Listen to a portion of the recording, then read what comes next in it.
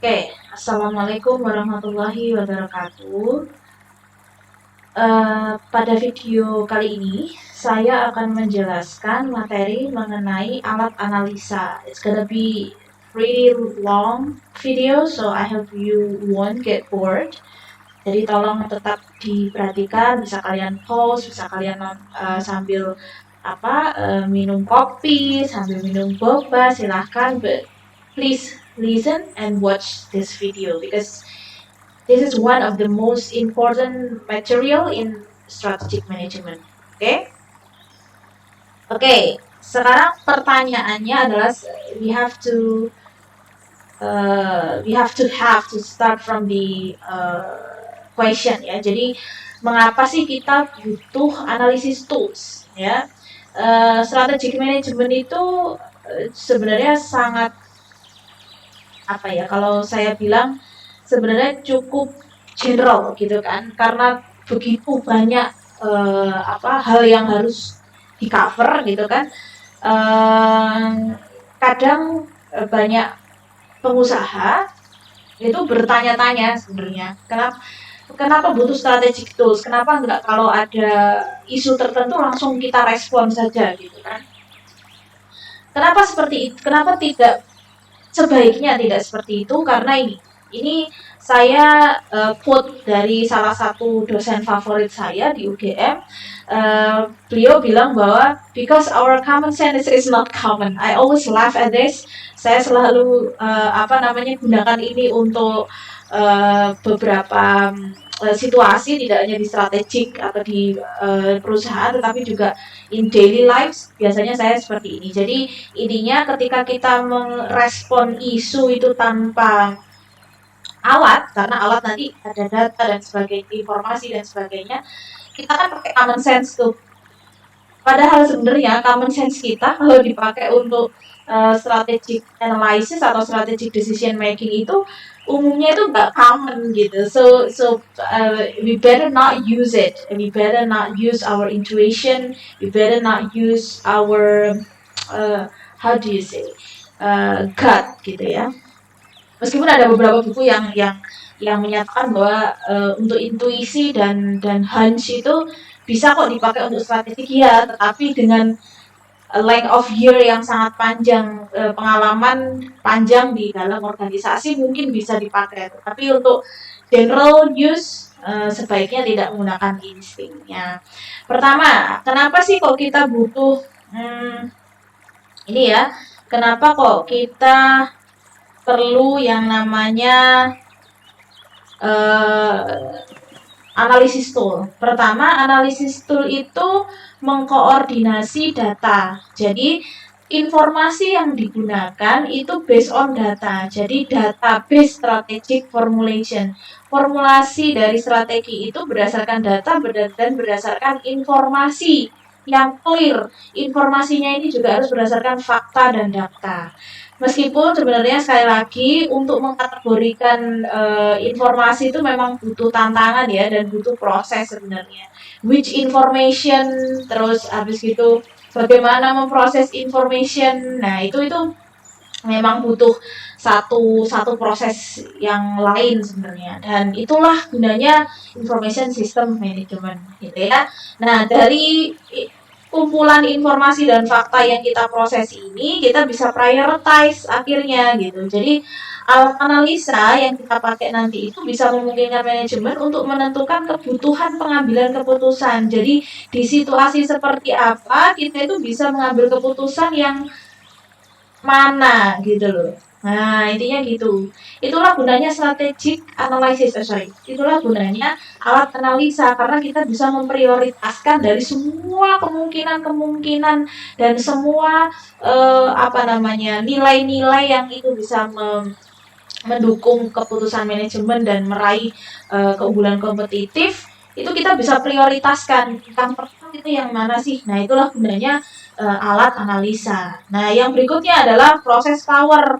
Apa sih proses power itu maksudnya? Maksudnya itu adalah alat analisa ini digunakan sebagai Ya alat untuk memproses informasi ini gitu kan, alat untuk mengelola data dan fakta yang tadi saya bilang untuk memberikan informasi yang dibutuhkan. Jadi without analytic tools kita hanya berangan-angan saja.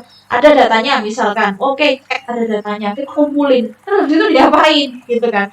Terus habis itu diapain, itu kalau nggak ada analisis tool akan terkumpul saja menjadi data storage atau kumpulan data saja, tetapi tidak menjadi analitik data, tidak menjadi data yang bisa dianalisa. Kalau tidak bisa dianalisa, akhirnya tidak bisa kita prioritaskan mana yang tepat. Intinya seperti itu. Kalau kita tidak bisa prioritaskan mana yang tepat, kita tidak bisa mengambil keputusan dengan tepat juga gitu. Jangan-jangan tidak sesuai kebutuhan. Jangan-jangan hanya ngikut aja udah kompetitornya ngapain, kita ngapain. Nah, sesimpel itu. Padahal sebenarnya kebutuhan kita berbeda dengan kompetitor kita. Itulah gunanya analytic tools. Jadi, iya basicnya adalah database strategy formulation. Jadi, formulasi strategi yang berbasis data. Kalau sudah ada data, kita pakai proses power atau alat analisanya itu untuk mengelola. Habis itu kita gunakan untuk prioritas. Jadi, ini maaf ya, ini urutannya seperti ini sebenarnya. Ya. Oke, next. Nah, ini kembali ke materi sebelumnya. Jadi analisis tool itu tuh posisinya di mana sih? Analisis tool itu posisinya adalah di sini. Ya. Sini analisis tools. Ini sudah implementasi, ini controlling. Nah, controlling ini nanti kan hasilnya adalah data kan ya. Nanti oke nggak sih implementasinya? Sorry. Ya, ini hasilnya tetap data kan ya, berdasarkan hasil evaluasi. Nah, data ini nanti dimasukkan lagi ke sini, begitu seterusnya. Jadi ini siklus. Oke, analisis tools dan posisinya di strategic management ini saya refers to bukunya Fred R. David ya. Jadi beliau membuat model seperti ini. Jadi posisinya analisis tool itu adalah di sini. Nah, di chapter 8. Jadi kemarin kan kita sudah membahas tentang internal audit atau internal environment itu apa saja, external environment dan industri itu apa saja. Kita ngomong masalah vision mission juga sudah, tipe-tipenya juga sudah. Nah, sekarang bagaimana memformulasikan. Nah, itu letaknya di sini. Di proses ini. Nanti ada materi selanjutnya adalah implementation, execution, monitoring dan seterusnya. Nah, sekarang strategi formulation analytic framework. Ini saya gabung 2 buku ya, antara Bapak Fred R. David dan I think Bapak juga ya ini, Louis Moutinho. Jadi mostly buku yang saya pakai untuk materi di strategic management itu ada 2 ini, tetapi yang lain-lainnya nanti ada beberapa chapter saja yang saya pakai. Jadi secara umum itu seperti ini ya, secara umum itu seperti ini. Jadi ada input stages, ada matching stages, ada decision stages. Jadi input data dulu, sebenarnya bukan input sih, ini tahapan awal lah sebenarnya itu. Terus habis itu disesuaikan antara apa yang diinput ini tadi, habis itu keputusannya seperti apa. Ini framework yang dibuat oleh Bapak Fred R. David. Nah, yang Louis Moutinho saya tambahkan di sini. Louis Moutinho saya tambahkan di kotak-kotak ini ya. Jadi ada pestle analysis, ada skenario analysis, ada stakeholder analysis, ada organizational structure analysis. Ini ya. Terus, nah yang di matching stages ini saya tambahkan juga dari punyanya Bapak Louis Moutinho, ada unsolved matrix, ada POD analysis, gitu ya. Begitu seterusnya. Nah, mari kita breakdown satu-satu dari dari semua strategi ini, mari kita breakdown satu-satu apa sih mereka dan bagaimana caranya ya.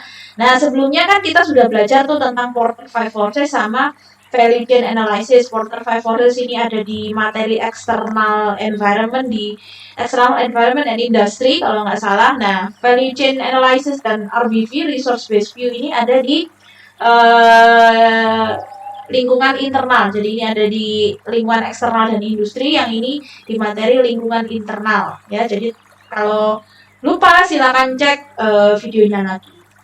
Nah, sekarang kita bahas yang Porter analysis. Pastel analysis. Pastel analysis itu apa sih sebenarnya? Pastel analysis itu menganalisa dari lingkungan lingkungan eksternal. Nah, ini external environment. Jadi yang dipakai adalah itu I think I'm gonna have to change the color into white. Okay, so basically analyzing external factor dan external environment. Coba kalian cek lagi di materi itu, saya buat materinya ada yang micro and micro environment tapi dua-duanya eksternal ya. Terus ada yang lingkungan industri, lingkungan perusahaan dan sebagainya. Nah, kalian cek lagi di situ. Jadi basically adalah menganalisa eksternal itu. Quality-nya itu tergantung dari quality datanya. Jadi kalau kita ngomong political, data apa saja sih yang dikumpulkan di political, kita kategorikan semua kebijakan yang ada yang dibuat oleh government saat ini, atau misalkan isu-isu tentang tahun-tahun berikutnya gitu ya. Terus peraturan-peraturan apa sih yang terkait dengan proses bisnis kita, itu kita harus juga perhatikan. Jadi we have to keep updated on the environment data, external data and external environment gitu ya. Kebijakan-kebijakan begitu juga yang lain semuanya tetap harus di updated and check, disimpan semuanya intinya, dan ini harus berupa data. Oke, berikutnya primary and secondary data mungkin akan subjektif because we cannot fully objective in this analytic tools, karena memang pasti ada proses berpikir ya. Proses berpikir itu kadang kalau kita ngomong data, kita ngumpulin datanya itu ada data secara structure atau memang terstruktur tuh datanya, ada data yang semi structure, dan bahkan ada yang unstructured. But all are data gitu ya. Jadi ini nanti materi ini kalian bisa cek di knowledge management system, jadi bisa cek di situ. Nah, terus factors need to be prioritized. Nah, ini yang penting. Jadi dari faktor political, economic, sosial, teknologi, dan environment ini, mana sih yang paling important dari dan mempengaruhi, memberikan impact dari proses bisnis kita. Nah, cuman sayangnya faktor di eksternal ini adalah faktor yang di luar kontrol dari perusahaan, ya kan? Kita nggak bisa tuh mempengaruhi perusahaan, nggak bisa mempengaruhi regulasi pemerintah, nggak bisa. Kita nggak bisa juga mempengaruhi ekonomi proses secara makro gitu kan.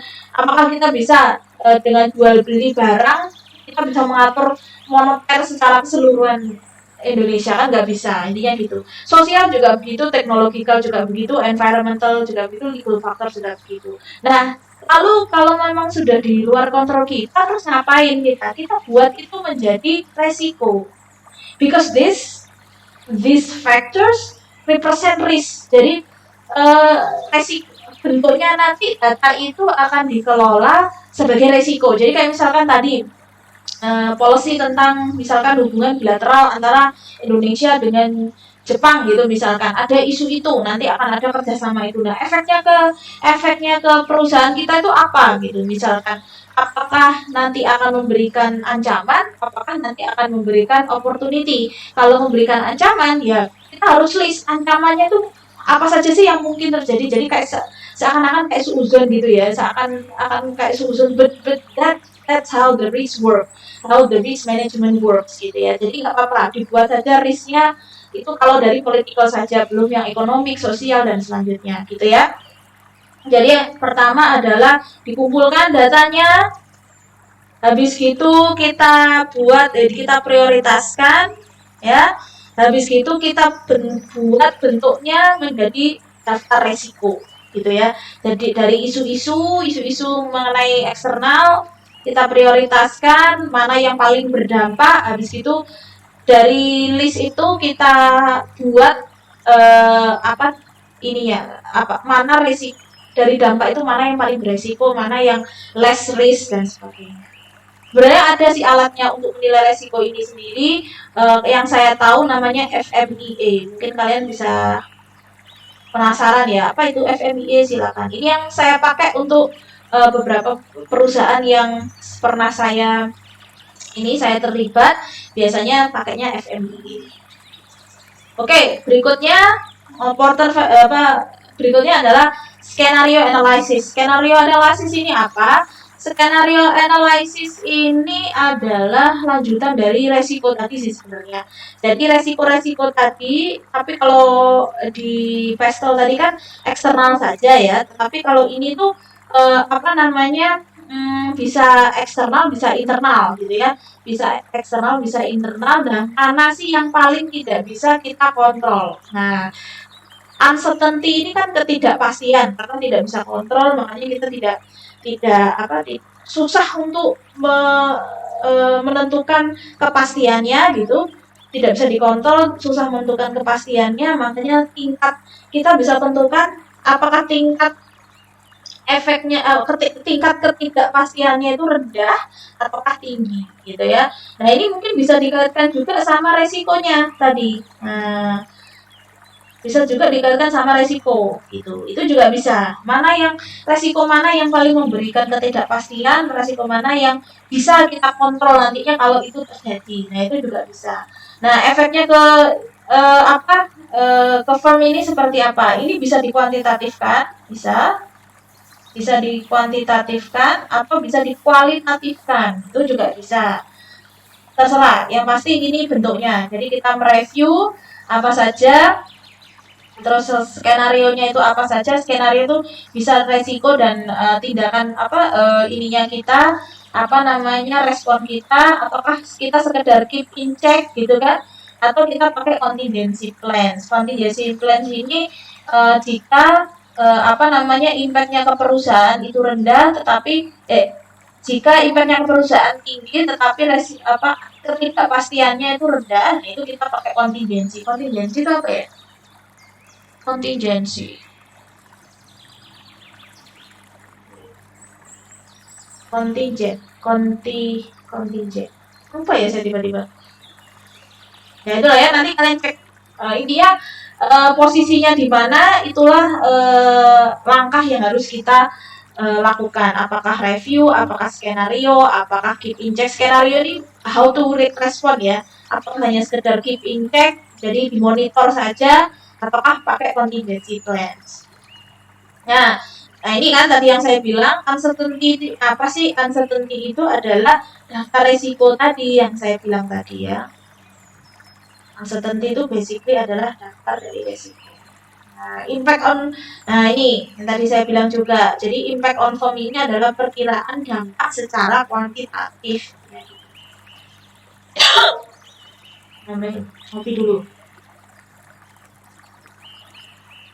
Nah, berikutnya sekarang stakeholder analysis.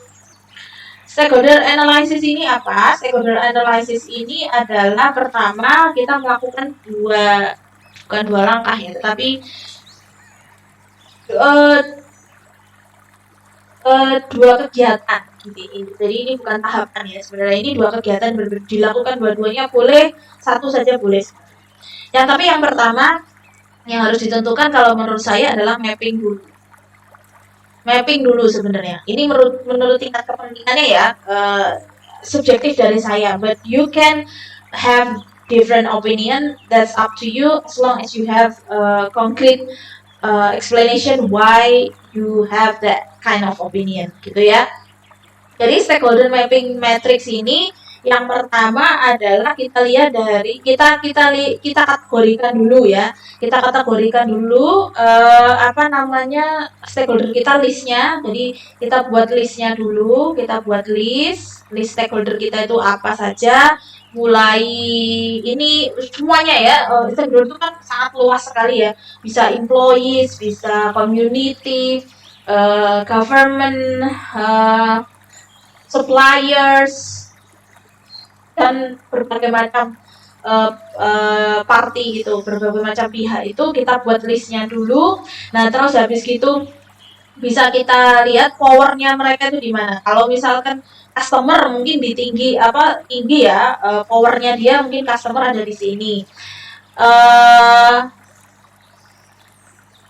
Dan misalkan di sini nih customer posisinya di sini, supplier juga di sini ya. Berarti kalau memang seperti itu, selain tidak hanya keep inform, tetapi mereka adalah salah satu yang harus kita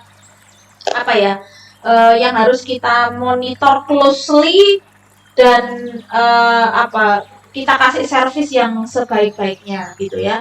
Atau kalau misalkan mereka punya power tinggi tetapi mereka interestnya terhadap kita itu nggak tinggi intinya gitu ya, sudah kita keep info aja, kita update informasi kepada mereka aja. Itu bentuk dari brand awareness juga sih sebenarnya.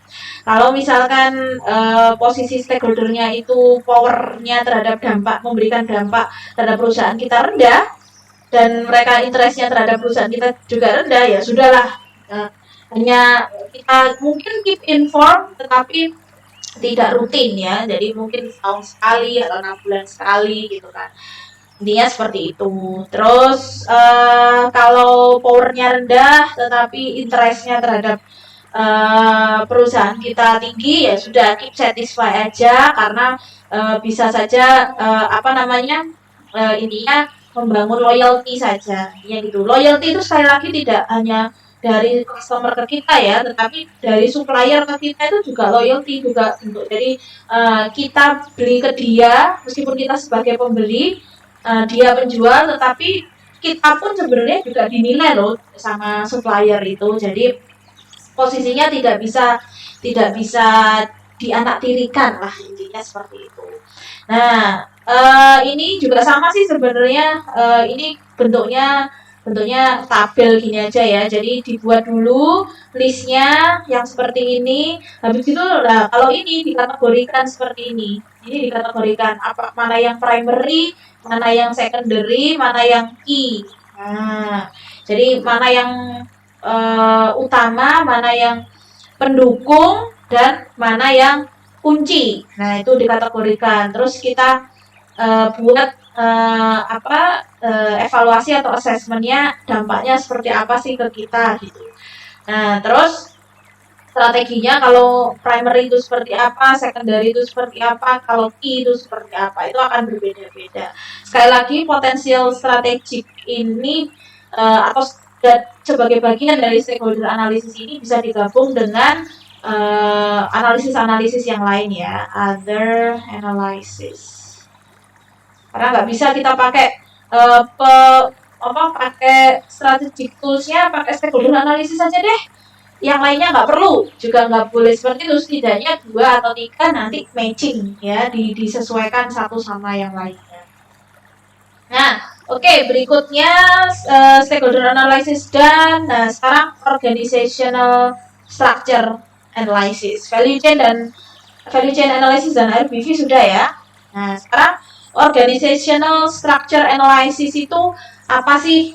Nah, ini kok sampai segitunya bisa dianalisa dan bisa dijadikan dasar untuk pemilihan strategi.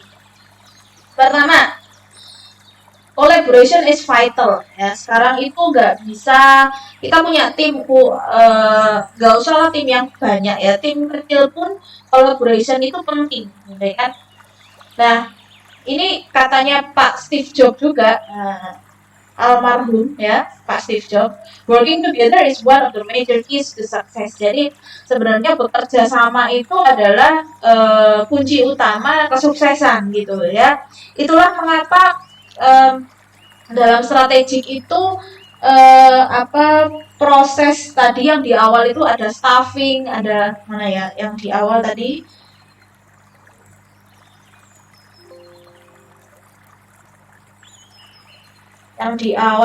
yang melibatkan beberapa Nah, ini organizing, motivating, staffing. Kenapa kok ini? Dulu ini sebenarnya nggak ada. Kalau dasarnya manajemen umum itu kan planning, organizing, actuating, controlling, jadi POAC ya. Tapi sekarang itu ada organizing, ada motivating, dan juga ada staffing. Kenapa kok sampai seperti itu?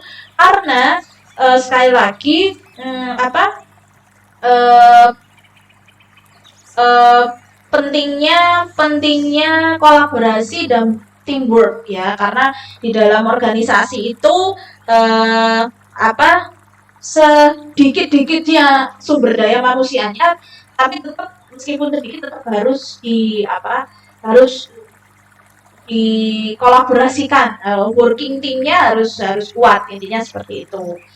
Nah, yang penting lagi adalah ini. Jadi sekali lagi collaboration is vital, working together is major key, ya kan? Nah, berikutnya adalah ini. Economy runs on knowledge. Maksudnya apa sih?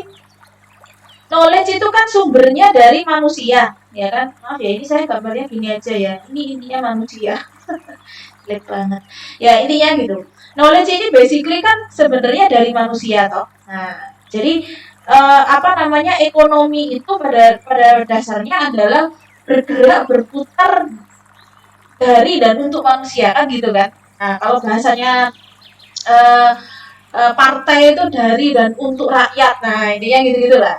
Jadi, galvanizing knowledge, sharing, learning, and change is a must. Nah, gitu.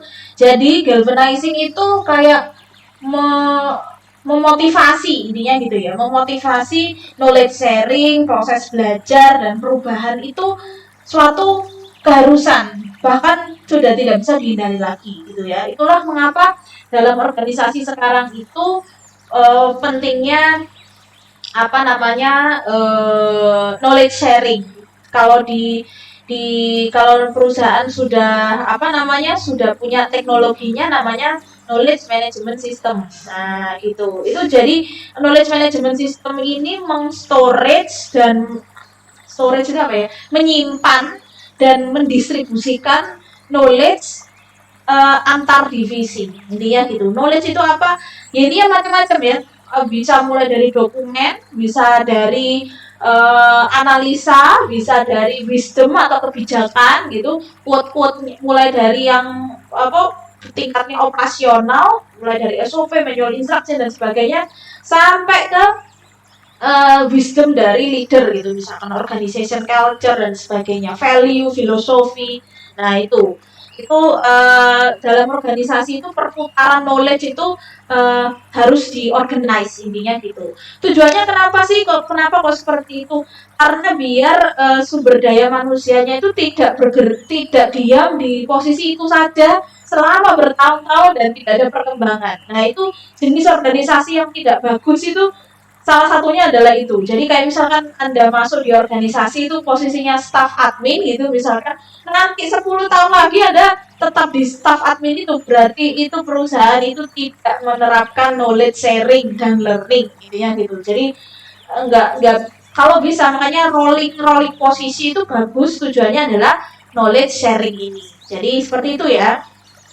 Nah, kenapa kok perlu dianalisa organizational structure? Its department enables specialization by grouping employees with share skills and knowledge. Nah, umumnya kan seperti ini, kayak misalkan divisi customer service itu. Biasanya yang di situ adalah orang-orang yang punya knowledge dan skill tentang marketing, terus habis gitu tentang psikologi bahkan ya kan, karena mungkin mereka lebih paham tentang how to manage people gitu kan. Tetapi tidak bisa di situ saja, mereka ini harus punya harus punya skill dan kompetensinya itu harus berkembang gitu kan, intinya seperti itu. Meskipun awalnya dikelompok-kelompokkan pada divisi-divisi yang seperti itu. Nah, apa yang seperti ini tuh cuman ini ada ininya ya, ada remarksnya.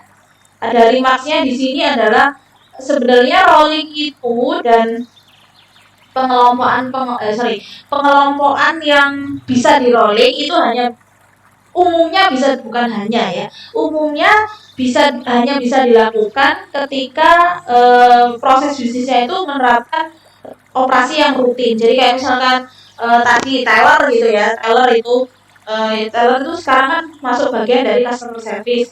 Teller itu kerjaannya kan cuman selamat datang, terus terima uang, terus tanda tangan dan sebagainya kan gitu toh. Makanya biasanya yang di yang bolak-balik, bukan bolak-balik, yang berkaitan dengan teller itu kan customer service sama apa ya? Sudah paling itu ya kalau di perbankan. Itulah mengapa teller itu kalau bisa jangan lama-lama jadi teller. Kalau bisa jadi customer service, itu terus habis itu kalau perlu jadi bagian dari tim marketingnya begitu seterusnya. Karena kegiatan operasional itu kan lama-lama berarti teller ya. Lama-lama itu akan bisa tergantikan dengan teknologi gitu misalkan. Jadi kalau bisa sumber daya manusia yang ini itu tetap bisa berkembang dengan mengerjakan tugas-tugas lain intinya gitu agar kompetensinya bertambah. Nah tapi ada dilemanya juga ini. Dilemanya biasanya apa sih? Analisa tentang struktur organisasi ini. Ada beberapa jenis perusahaan itu yang masih menerapkan sentralisasi dan desentralisasi. Masing-masing ini bagus, tidak ada desentralisasi tidak lebih bagus daripada sentralisasi, sentralisasi juga tidak lebih bagus daripada desentralisasi, dua-duanya bagus. Hanya tergantung ininya balik lagi the nature of the business itself. Jadi kayak ada beberapa yang lini produknya banyak itu biasanya dibagi berdasarkan brandnya. Contohnya Unilever. Kalau Unilever itu dibagi per brand. Jadi kayak misalkan struktur Lifebuoy, struktur padahal Unilever itu banyak banget ya. Ya intinya itulah per brand. Tetapi kalau Nestle meskipun sama-sama FMCG ya sama kayak Unilever tetapi dibedakan berdasarkan area. Nah itu beda-beda lagi tuh. Nah kenapa kok Unilever seperti itu, Nestle seperti itu pasti ada pertimbangannya. Salah satunya adalah tujuannya adalah untuk membuat seimbang antara sentralisasi dan desentralisasi. Ya gitu. Nah ada juga hambatannya nih. Hambatannya apa? Kadang kalau kita mau kompetensi sumber daya manusia kita itu naik, tentu ada training cost ya kan. Nah, sudah di training habis gitu slow startup efficiency due to the learning curve effect. Jadi semakin ditambah trainingnya belum tentu proses belajarnya mereka itu bertambah. Nah, itu juga belum tentu karena ada yang namanya learning curve effect. Nanti saya ada jelaskan berdasarkan gambar. Nah, terus ada yang tidak bisa, yang susah untuk dikontrol juga adalah stress level. Karena kan masing-masing orang punya background di luar pekerjaan berbeda-beda. Itu yang harus ditanggapi oleh perusahaan. Makanya proses fungsi dari psikolog, konseling di perusahaan itu penting. Nah, ini berdasarkan function ya. Jadi organizational berdasarkan function ada formalization, centralization, ada span of control, ada function of department. Ini saling terkait juga. Departemen mana di dalamnya kontrolnya itu seberapa luas gitu ya, hubungannya bagaimana antar satu departemen dengan departemen lain begitu seterusnya. Nah, number of people dari reform to the next level ini kaitannya sama yang ini tadi ya, function and department ini tadi. Jadi yang bikin report, siapa yang bikin report kemana, nah itu juga penting. Terus yang dikasih report itu kontrolnya sejauh apa, apakah hanya boleh merevisi, apakah hanya mengotorisasi dan menunjukkan ada yang salah, apakah boleh langsung merevisi, nah itu bentuk kontrolnya gitu ya. Berikutnya ini kalau misalkan perusahaan punya project gitu, jadi kayak ini sebenarnya cocok untuk di universitas sih. Jadi kalau contohnya dosen gitu kan, dosen itu sebenarnya punya banyak pekerjaan ya. So, kalian siap-siap kalau ingin jadi dosen harus siap multitasking. Nah, karena secara struktural itu ada secara tugas wajibnya Tridharma mengajar, meneliti, dan mengabdi itu juga ada. Jadi kayak misalkan contohnya kayak misalkan ada akreditasi gitu misalkan ya. Ada akreditasi yang harus di universitas di perusahaan pun kalau dia mau sertifikasi manajemen mutu pun akan dibuat ad hoc tim. Nah, itu salah satu contohnya. Untuk memonitor sebenarnya dia sebagai chemist leader itu kalau misalkan ada proyek tentang obat-obatan ini contohnya di perusahaan farmasi ya, itu dia kontrolnya itu seberapa banyak dan mengontrol berapa orang apakah secara vertikal atau secara horizontal. Nah ini titik-titik ini ada maknanya ya.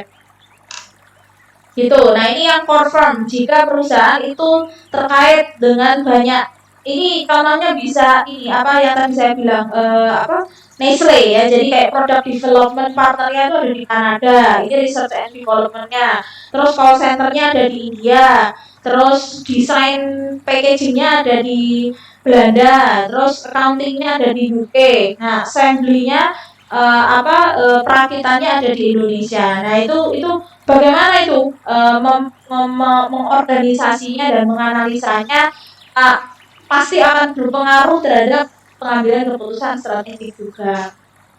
Nah ini juga ini sama sih sebenarnya berhubungan dengan yang seperti ini. Jadi berbagai macam struktur ini itu sebenarnya kalau misalkan kita ngomong kalau problem ini penting nih. Bentar saya tulis ya.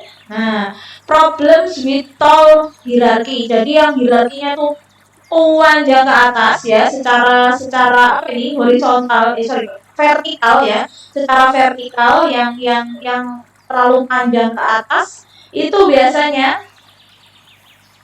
akan berfungsi bagus kalau pakai sentralisasi. Biasanya ya sekali lagi. Nah, tapi ada higher overhead cost. Jadi sebelum di ACC itu harus ke atas dulu. Otomatis overhead cost-nya akan tinggi. Poor quality information flow tentu saja. Karena untuk kalau mendapatkan informasi sih mungkin mudah ya, tetapi untuk mengorganisasinya sampai ke atas itu pasti lama gitu kan, pasti lama. Semakin atas semakin banyak prosesnya tentu saja distorsi informasinya akan semakin tinggi gitu. Greater birokrasi. Nah ini saja kan less empower staff. Jadi staff yang apalagi yang staff di bawah yang kuncit di bawah ini saya baru dapat istilah ini cumpret, kacung kampret. Lucu sekali. Ya memang nggak apa-apa. Kalau saya sih no problem. I was cumpret gitu. Saya pernah jadi cumpret juga. Tapi di situ saya belajar karena memang harus seperti itu sih. Nah, fokus powernya hanya sekitar manajer saja. Tapi kalau untuk employee yang lainnya tidak begitu berperan. Kalau semakin berkurang berperannya biasanya mereka diapresiasi ya, self actualization atau mengaktualisasi diri mereka sendiri untuk menyampaikan opini itu juga rendah biasanya ya. Makanya pentingnya knowledge management system, balik lagi itu. Oke.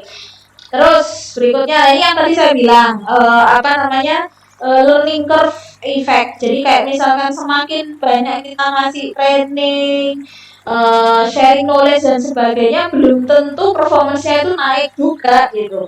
Karena ada waktunya nanti diminishing return atau turun gitu kan, atau stagnan. Makanya kalau sudah seperti ini apa yang harus dilakukan perusahaan?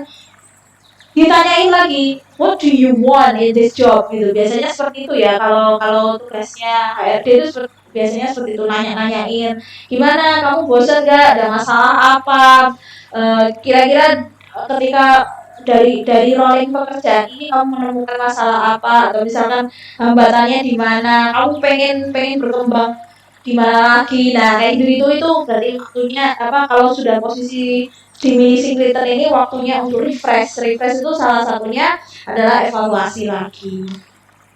Atau biasanya awal-awal seperti ini, atau bahkan gini dulu, karena aduh nggak nyaman ya kan, pakai pekerjaan baru, apa perubahan baru itu biasanya membuat tidak nyaman, akhirnya tidak berdampak pada performance. Tapi kalau misalkan pekerjaannya eh, memang sudah terbiasa dengan perubahan atau bahkan dipaksa berubah, nah mungkin mau nggak mau performance-nya akan seperti ini. Jadi bisa yang tadi, bisa yang ini ya, makanya untuk tahu grafik ini harus di apa di collect datanya, harus mengumpulkan data.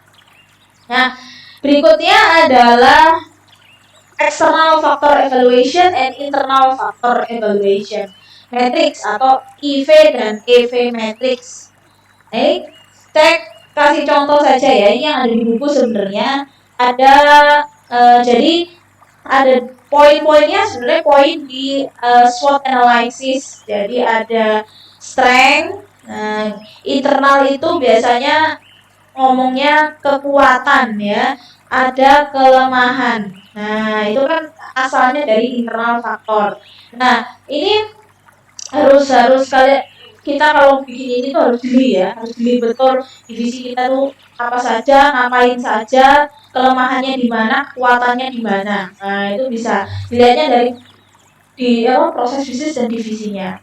Terus, nah kayak misalkan gini, kekuatan kita, inventory turnover-nya tinggi atau pas naik, nah kan bagus tuh, berarti secara apa perputaran barang kita tuh tinggi, ya Pak, naik tuh berarti kan bagus. Terus average customer purchase itu naik, nah itu kelebihan. Terus employee moral kita bagus, punya nilai moral yang bagus, norma yang bagus, nah gitu. Promosi kita menghasilkan kenaikan pada sales gitu. Terus advertising kita, newspaper advertising expenditure kita naik juga, nah misalkan gitu. Revenue juga naik, esoteric buat sudah ada dari master gitu. Terus habis itu debt to total asset rasionya, nah ini rasio-rasio di ALK itu bisa jadi salah satu indikator di kekuatan ya. Terus revenue-nya naik 19%, ini kekuatan ya. Lah weakness-nya apa? Weakness-nya bisa juga yang tadi revenue dari servisnya naik, tetapi revenue dari softwarenya turun. Nah, begitu seterusnya. Ini contoh-contoh bagaimana kita mengidentifikasi kelemahan dan eh, kelemahan dan kekuatan yang asalnya dari internal ya. Nah, terus yang dari eksternal seperti apa? Apa saja? Biasanya ini terkait dengan industri sebenarnya. Jadi opportunity ini kaitannya sama eksternal ya. Eksternal, EV itu eksternal. Nah, apa saja ini opportunity kita? Kita itu adalah top 10 faster growing, bukan kita ya. Maksudnya di industri itu sekarang populasinya naik. Nah, itu sudah di luar ya, faktor di luar perusahaan. Terus sekarang ada perkembangan teknologi yang nantinya akan bagus di green building gitu. Nanti berikutnya akan berdampak pada perkembangan produk kita gitu. Terus habis itu sekarang itu home sales-nya itu naik 40%. Nah, kalau ada penaikan 40% di penjualan, efeknya apa kita? Ini contohnya apa ini? Oh, ini home builder. Tadi kan komputer store ya. Tadi kan toko komputer. Kalau ini toko bangunan ini.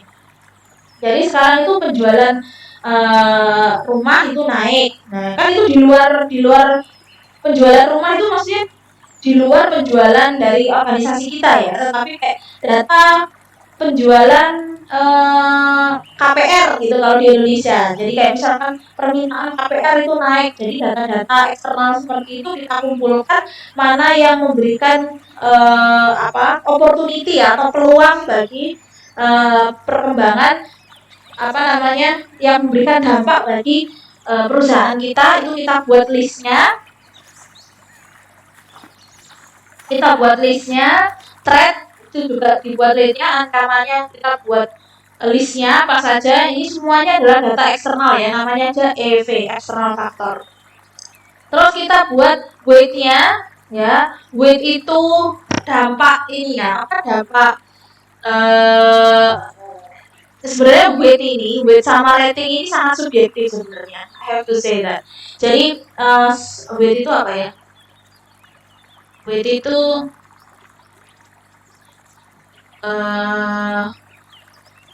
bukan beban ya, apa ya kalau bahasa, ya intinya nilainya lah ya, nilainya dari masing-masing ini kita buat, terus habis itu mana sih yang paling penting dan mana yang kurang penting, yang bukan kurang penting itu maksudnya dampaknya akan eh, yang tinggi dan rendah, itu maksudnya rating. Nah, ini weight sama rating ini dikalikan hasilnya sama dengan weighted score gitu ya. Jadi caranya bikin matrix itu seperti itu. Jadi yang pertama kita buat dulu listnya. Nah, kita buat dulu listnya. Kita timbang ya, maksudnya apa dasarnya apa ini 0,12, 0,18, 0,08 pada dasarnya subjektif sebenarnya. Tapi tidak boleh lebih dari 1. Ini totalnya harus 1 ya. Total dari semuanya ini harus 1. Terus habis itu ini kita pakai scoring 1 sampai 3. Nah, atau terserah perusahaan sih bisa 1 sampai 3, 1 sampai 4 atau 1 sampai 5. Tetapi yang weight ini nggak boleh lebih, ini maksimal harus ya. Nah, nanti ini dikalikan. Nah, totalnya seperti ini. Mana sih yang paling mungkin kayak misalkan ini tinggi nih, mana yang tinggi ya? Yang tinggi contohnya, ini kalau secara ini top 10 faster growing states population. Jadi ternyata di area tertentu itu populasinya naik sampai 10 besar gitu ya. Nah, 10 besar, ini penting banget gitu ya. Ini penting banget. Kalau penting banget kita kasih 0,12 gitu, karena efeknya nanti ke ini ya kan, ke sales kita, ke peluang sales kita. Nah, dampaknya ke perusahaan itu seberapa tinggi nih nanti dengan populasi yang tinggi ini, dampaknya ke perusahaan itu seberapa tinggi. Kita misalkan manajer kasih nilai 3 ini ya sudah, berarti memang tinggi gitu ya dampaknya. Perkiraan dampak ini. Sama juga trend, jadi kayak framing lumber has increased 45%. Wages per hour are up 3,1%. Ini biaya ini UMR naik 3%. Terus biaya harga semen naik juga, terus lumber cost juga naik. Ini kalau cost-costnya naik ini penting ini gitu kan, kita kasih 0,12. Tapi dampaknya masih bisa kita kontrol. Kita kasih 2.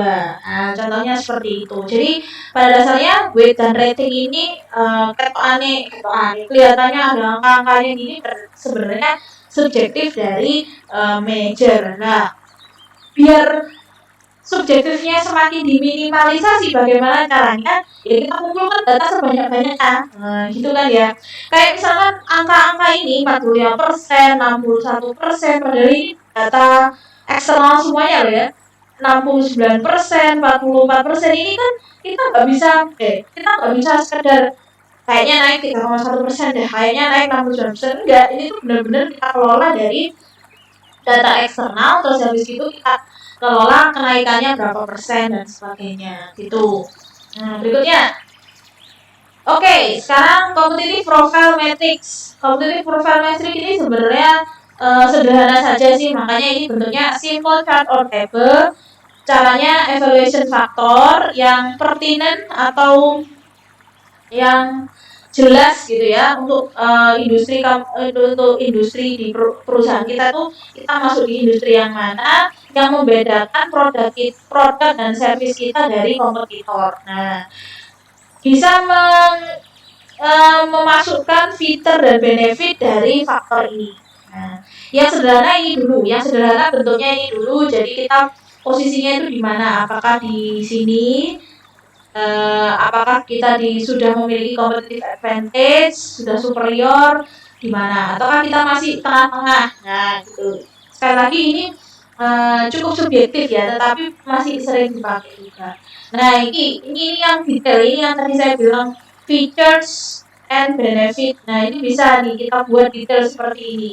Kita misalkan punya low price, kita punya superior quality, on board control, installation.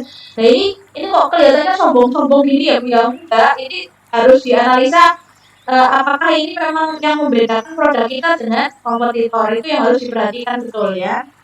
Kita bisa customize, tapi kompetitor kita nggak bisa. Kita punya feature unik, nah itu terus habis itu dikasih apa namanya, dikasih angka-angka. Kompetitor yang satu ini misalkan, oh dia ternyata juga ini ya apa price-nya juga apa harganya bersaing, oh berarti kita kasih nilai 5 gitu. Terus yang kompetitor 2 4. Nah ini nanti letak otaknya di mana, terus kita tentukan kita posisinya di mana gitu ya. Nah berikutnya nah SWOT analysis. Nah SWOT analysis itu bukan beliau ya yang menciptakan. SWOT analysis ini dikembangkan oleh Bapak Michael Porter, sama ya kayak 5 Porter analysis.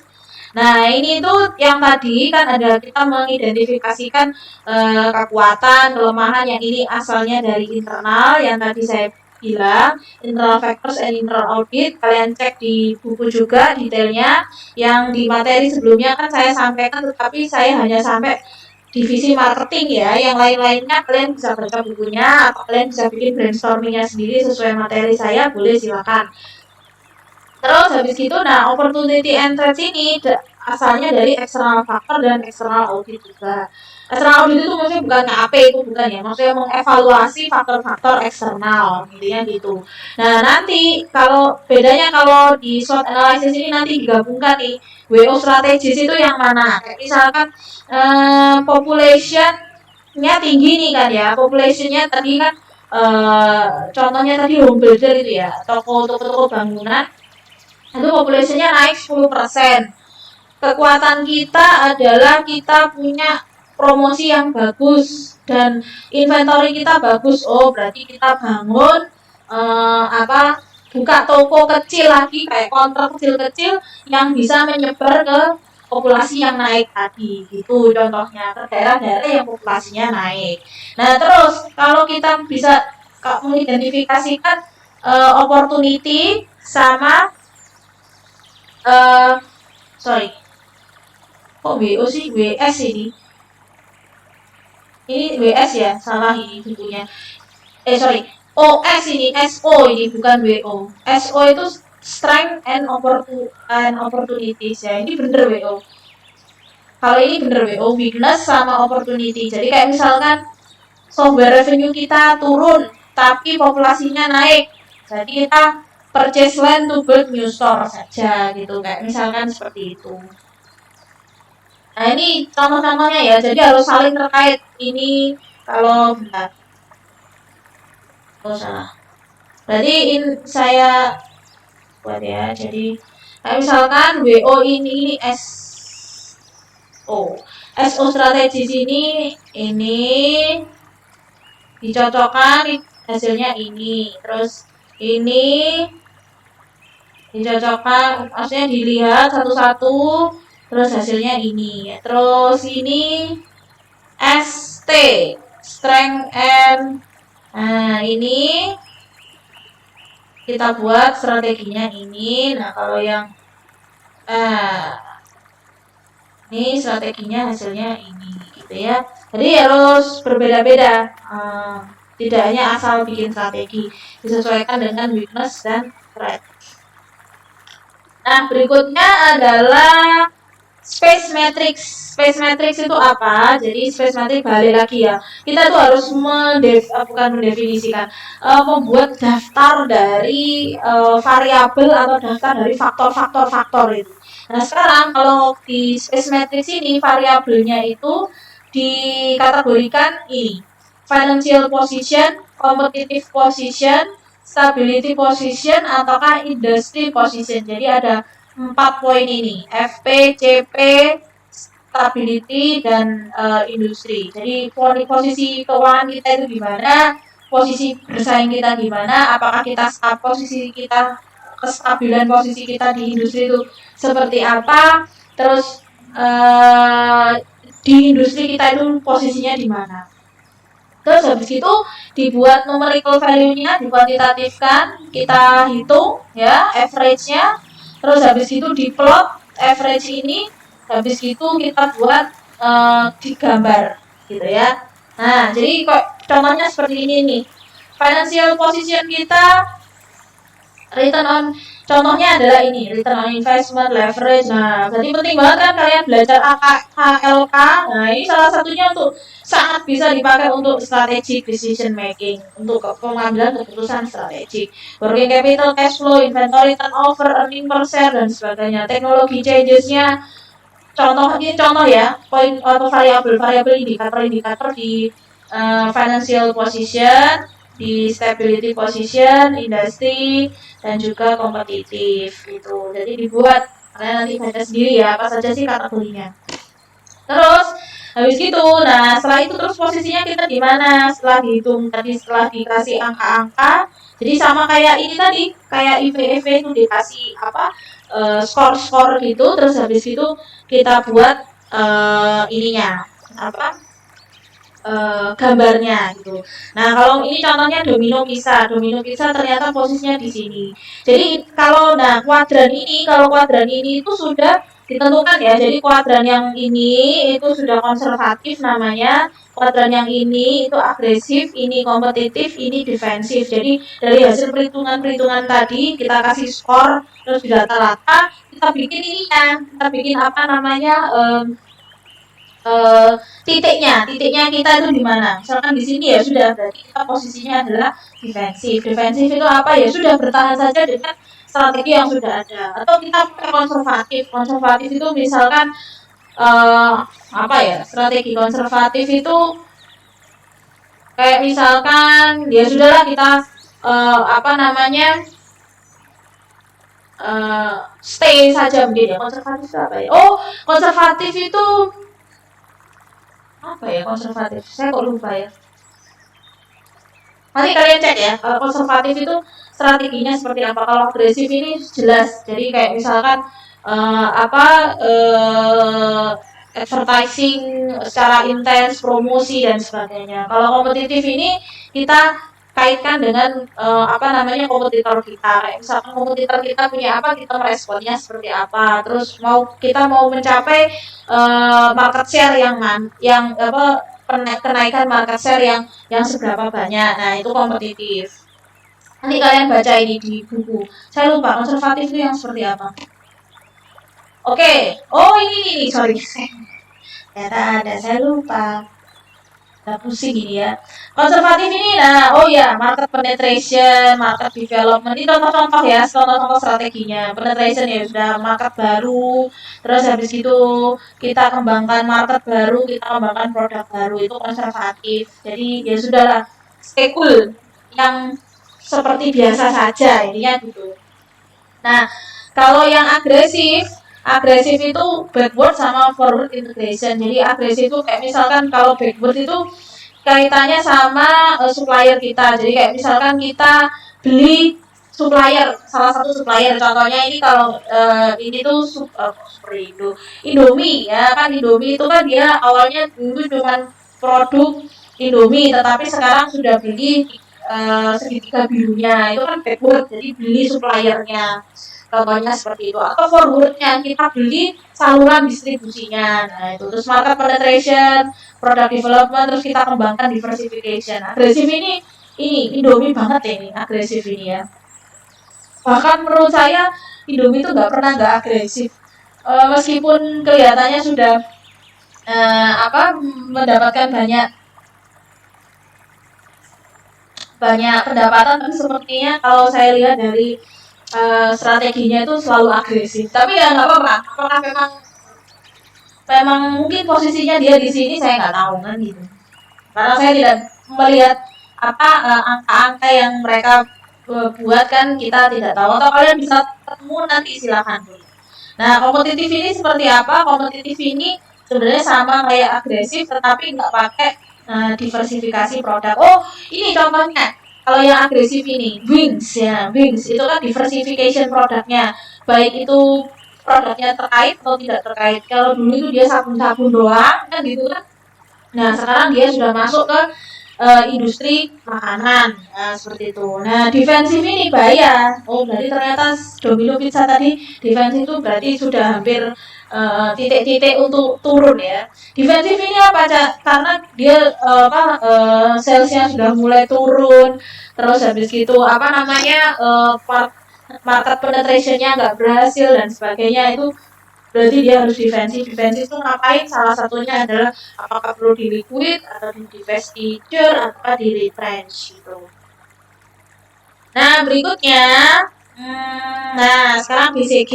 BCG itu seperti apa sih? BCG itu biasanya dipakai untuk yang divisi atau brandnya banyak.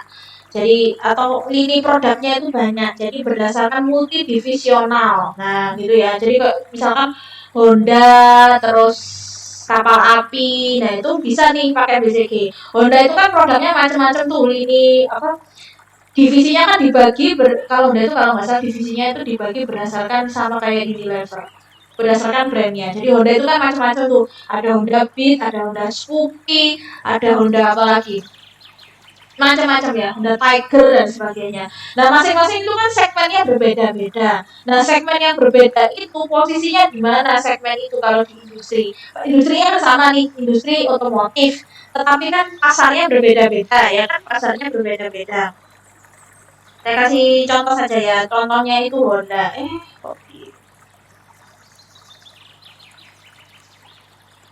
Saya coba kasih contoh Honda.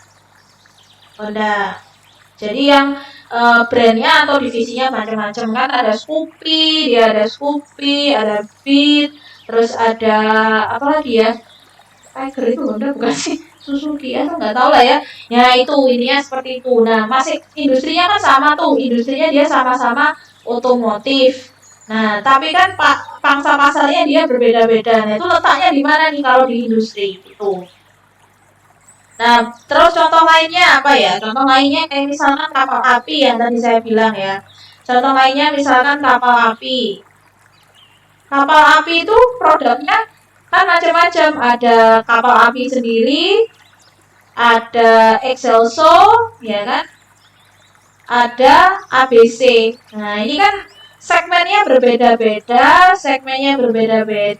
terus tapi di industri yang sama, yaitu industri makanan dan minuman, ya kan? Nah, setelah itu karena segmennya berbeda-beda, nah letaknya di industri itu dia yang mana? Nah, inilah gunanya BCG ya. The analysis focus on some attention on the cash flow. Nah, jadi sebenarnya mana yang paling banyak menghasilkan sales, intinya gitu. Jadi ada yang posisinya ada yang di stars, ada yang di question mark, ada yang di cashco, ada yang di docs. Di docs itu ini apa strateginya juga tergantung posisinya. Kayak misalkan di stars, berarti dia strateginya bisa backward dan integration sama kayak tadi. Question marks itu kalau posisinya masih apa question marks itu kan tanda tanya ya. Question marks itu tanda tanya, tapi bukan berarti dia tidak tahu posisinya di mana, enggak. Tetapi maksudnya masih banyak sekali peluang untuk masuk ke pasar yang lebih luas, gitu ya, seperti itu. Kalau Cashco ini sudah tinggal nunggu ininya apa namanya tinggal nunggu kas masuk aja. Jadi pasarnya sudah, market share-nya sudah tinggi, penjualannya stabil dan kadang juga naik gitu kan. Nah, terus berikutnya apa? Apakah stay saja? Enggak. Berikutnya adalah product development gitu ya. Terus nah ini posisinya yang agak bahaya. Tadi sama kayak Domino tadi, yang harus dilakukan adalah mungkin likuidasi atau dan seterusnya. Itu ya. Berikutnya IE matrix, unsolved matrix dulu. Unsolved matrix itu apa? Unsolved matrix itu determining the firm's growth strategy.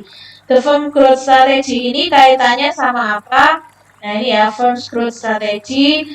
What product and market are currently targeted and should be targeted. Jadi ini produk ya, kategori strategi untuk lini produk. Sebenarnya sama juga sih kayak BCG tadi, bisa dipakai kalau misalkan kita punya banyak lini produk. Nah, posisinya kita di secara market share itu di mana? Taunya market share itu di mana sih Bu cara membandingkannya market share? Lah, kalian kan bisa lihat laporan keuangan ya, laporan keuangan. Ya, kita lihat saja laporan keuangannya kompetitor, sales revenue-nya itu berapa. Misalkan kita ke makanan dan minuman, ya sudah kita kumpulkan laporan keuangan dari perusahaan makanan dan minuman, kita lihat apa kenaikan dan penurunan revenue-nya, terus habis itu kita bandingkan dengan punya kita. Nah, itu market share kita sebenarnya sudah bisa dilihat di situ. Atau kalau misalkan data BPS itu juga bisa. Nah, ini contoh-contohnya kayak misalkan produk kita banyak, pasar kita juga tinggi, tinggi dan rendah sih. Ya. Nah, misalkan seperti ini nih. Nah, market kita itu apakah existing atau yang ada sekarang, atau kita mau yang baru, ada pasar baru, atau kita mau masuk ke pasar baru, ataukah memang ada pasar baru. Nah, kalau ada pasar baru tapi produk kita baru, ya berarti kita bikin diversifikasi produk. Tapi kalau misal pasar kita masih yang ada sekarang, belum ada kemungkinan untuk mengembangkan pasar yang baru, ya sudah berarti kita produk development aja gitu. Produk development itu ya dengan core produk yang sama, tetapi mungkin kita kembangkan kayak misalkan packaging, terus habis gitu ukuran, nah gitu aja. Kalau diversifikasi ini totally different produk ya, kayak misalkan awalnya bikin mie, terus sekarang bikin kecap. Nah, ininya seperti itu. Nah, ini market penetration kalau posisi pasarnya masih yang sekarang, tetapi produknya kita juga yang sekarang, ya sudah berarti kita produknya sama kan ya. Kalau produknya sama berarti kita kembangkan pasar yang baru. Gitu seterusnya. Market development juga sama. Nah, berikutnya adalah buat next. Nah, IE matrix. IE matrix itu kita buat ini area ya, kita buat area. Jadi ini area-areanya adalah kalau 1 2 4, ya ini 1 2 4 itu areanya grow and build ya. Jadi apa itu grow? Kalau posisi kita ada di grow and build, posisi kita ada di 1 2 4. Sebelum masuk ke posisi ya, ini dapatnya dari mana? Balik lagi dari IV dan EV. Jadi internal factors dan external factors. Dari buit-buit yang tadi, skor-skor yang tadi kita masukkan di kuadran ini. Intinya seperti itu. Nah, kalau posisi kita itu ada di 1 atau 2 atau 4, berarti kita pakai strategi yang ini. Tapi kalau posisi kita ada di misalkan 3, 5, dan 7. 3, 5, dan 7 berarti kita pakai strategi hold and maintain. Hold and maintain itu ngapain? Ya sudah, kita pakai produk yang ada, pakai pasar yang pakai produk yang ada saja, kita buka pasar baru saja, dan kita bikin pengembangan produk. Tapi nggak perlu bikin produk baru. Nah, pengembangan produk sama bikin produk baru itu different ya. Nah, tapi kalau posisinya kita di 4, 8, dan 9, nah, posisi kita misalkan ada di 6, 8, dan 9, ini posisi harvest. Harvest itu tinggal panen doang. Nah, tinggal panen doang, ya sudah, jalankan aja operasional yang ada. Gitu ya. Nah, ini contohnya yang ada di buku ini bisa dibagi berdasarkan divisi juga bisa.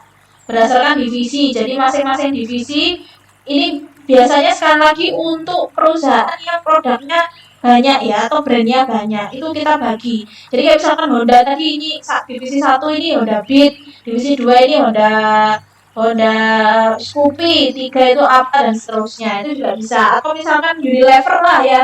Unilever ini misalkan kategori sampo, itu ada Lifebuoy, ada Sunslick, ada apa ya, mereknya Unilever itu apa saja ya? Pantene itu Unilever bukan sih? Nah, intinya itu. Nah, salesnya itu di mana? Salesnya di mana? Salesnya itu berapa persentase sales secara keseluruhan, profitnya berapa persentase, ininya IV dan EV-nya itu berapa. Nah, terus kita nanti akan bisa kelihatan ini apa namanya, oh Playboy itu posisinya di mana, terus habis gitu Pantene itu di mana, Sunsilk itu di mana, itu bisa kelihatan di kuadran ini. Seperti itu ya. Oke, next berikutnya apa nih? Oh, kita grand strategi dulu. Nah, grand strategi sama juga kita bikin kuadran-kuadran.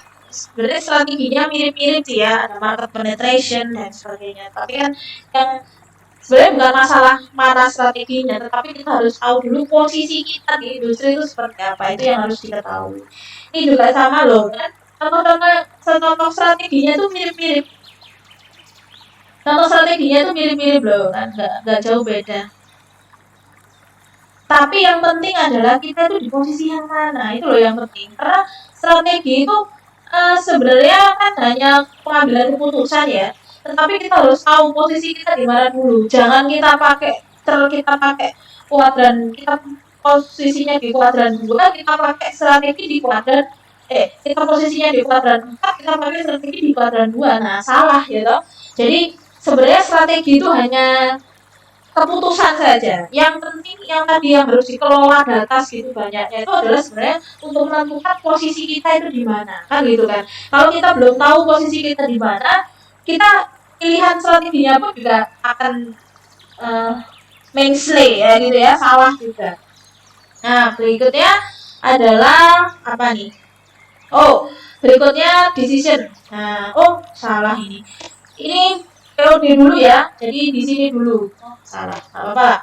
POD itu hanya sesimpel ini, 5 whys. Sorry.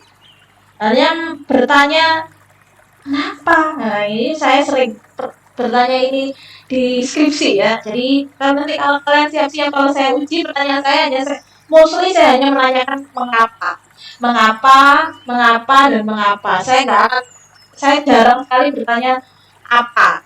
Jadi strateginya apa?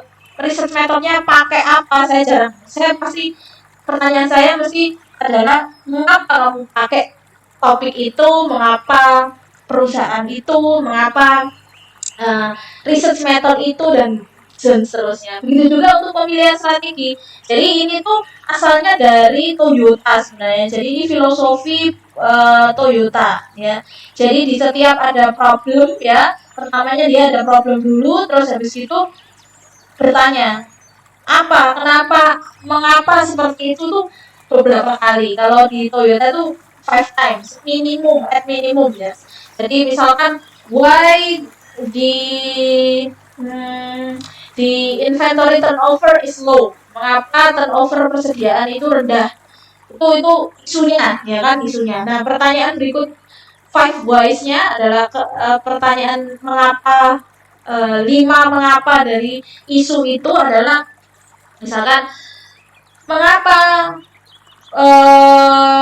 proses order pembelian bahan baku tidak sesuai dengan jadwal produksi, mengapa proses pengambilan keputusan pembelian bahan baku tidak sinkron dengan jadwal produksi, mengapa, nah begitu. Jadi yang misalkan kalau kaitannya sama persediaan, berarti ya divisi-divisi kita tanyakan mengapanya itu untuk divisi terkait. Jadi harus divisi terkait ya, untuk selain misalkan tentang persediaan, terus kita tanyanya adalah misalkan apalagi persediaan bahan baku, kita tanyanya tentang mengapa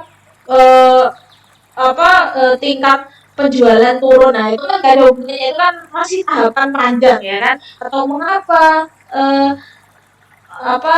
kepuasan pelanggan turun. Nah, persediaan bahan baku sama turnover persediaan sama kepuasan pelanggan itu kan keterkaitannya jauh kan gitu ya. Nah, tujuannya itu untuk apa sih? Karena mungkin dengan bertanya ini tadi akan kita bisa mengidentifikasi hubungan yang sistematik sebenarnya. Makanya tadi yang saya bilang, kalau kita mau nanya tentang kenapa kok turnover misalnya isunya adalah turnover inventory-nya turun ya kan gitu. Turnover inventories-nya turun gitu kan.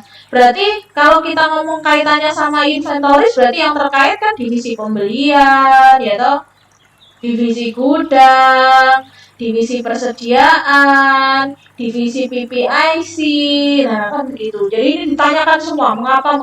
Basically kayak checklist audit sebenarnya, itu juga sama. Checklist audit itu kan bertanya mengapa.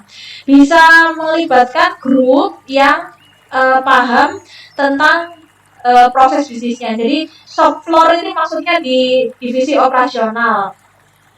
Sorry, bukan divisi operasional, level operasional gitu ya, maksudnya level yang berkaitan langsung dengan proses bisnis, instead of board, jadi bukan di board letaknya, tapi pertanyaan-pertanyaannya itu lebih kepada yang berhubungan dengan level operasional.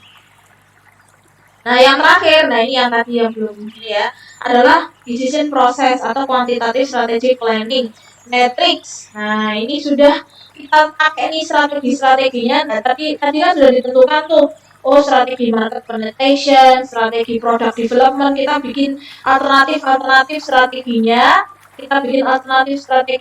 kita pakai di external factor ya, external factor dan internal factor. Terus habis itu, nah kita bikin scoringnya. It's all about scoring. Kenapa all about scoring? Karena untuk meminimalisasi subjektivitas itu tadi. Jadi ini strateginya kayak misalkan tadi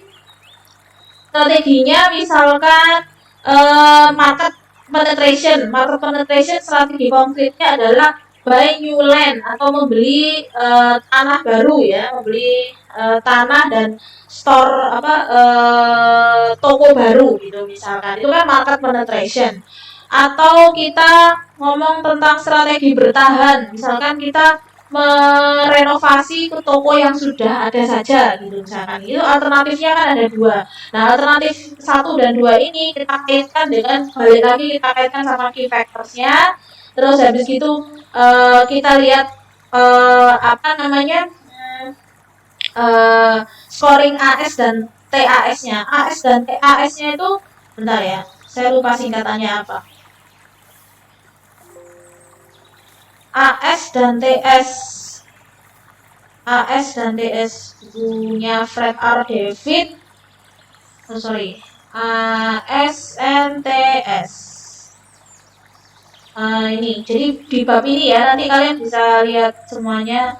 Saya pakai 2 buku plus beberapa sih, saya pakai sumber-sumber yang lain juga. Where is it?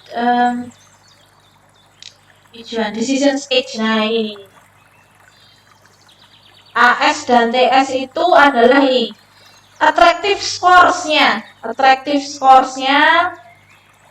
itu berapa, nah itu sama yang TAS. Nah TAS itu apa ya singkatannya, saya kok lupa.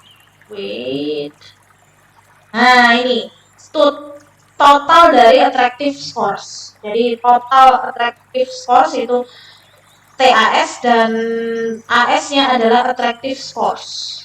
Nah, attractive scores itu apa sih maksudnya? Attractive scores itu skor yang berdasarkan pertimbangan dari pengambil keputusan boardnya atau manajer di lingkungan manajer itu. Jadi harus dikategorikan, kita ambil dari beberapa manajer juga sih. Nah, sekarang pertanyaan saya pertama saat saya mau mengajar manajemen strategik ke teman-teman saya yang pengusaha. Di situasi yang seperti ini, yang perubahan itu sangat dinamis gitu kan.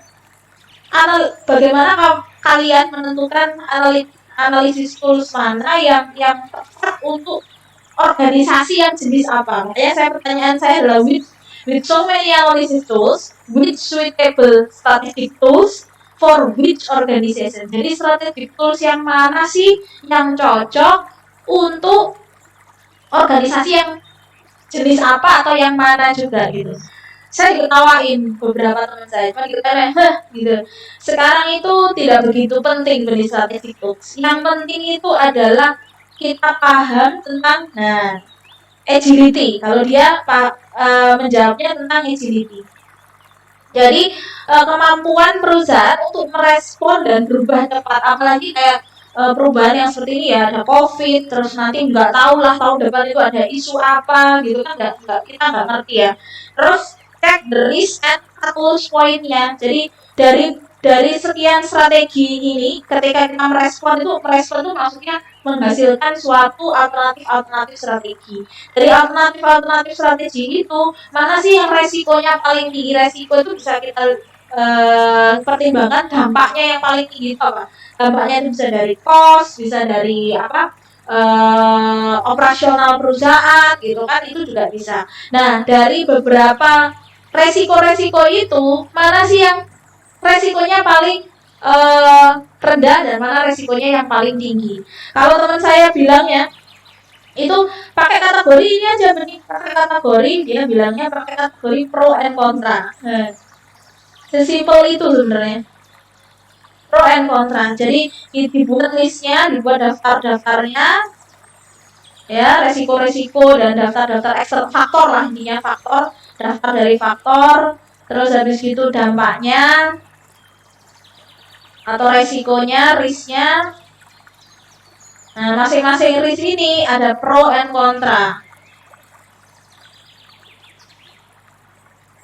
Nah, dari pro and kontra ini katalus kita di mana sih, kita siap yang melaksanakan yang mana? Itu katalus namanya.